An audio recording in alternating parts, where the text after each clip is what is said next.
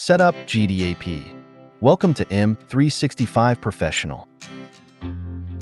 Partners can now set up their customers with granular, delegated administrative privileges, or GDAP, through Microsoft 365.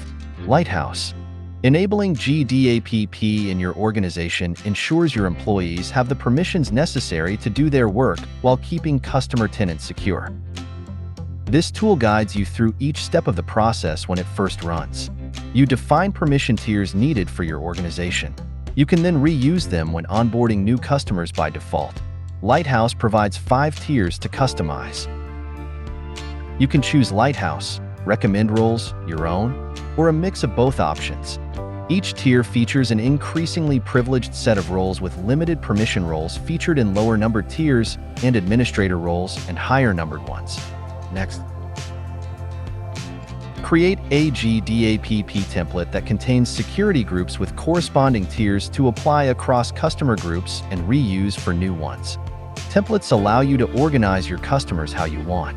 For example, you can build a West region template to support those customers. Now, create security groups and add users for each tier defined in your template. You must create new security groups for your first template, but on subsequent ones, you can reuse groups if desired.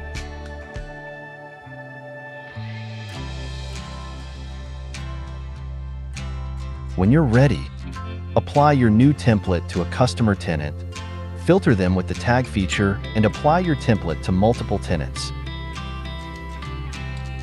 This page shows all GDAP settings that have been applied.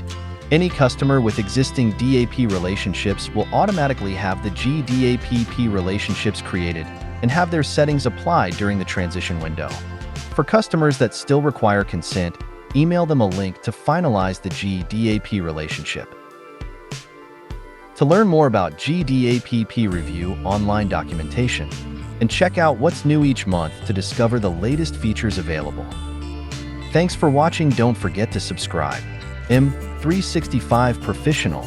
Check out more content here.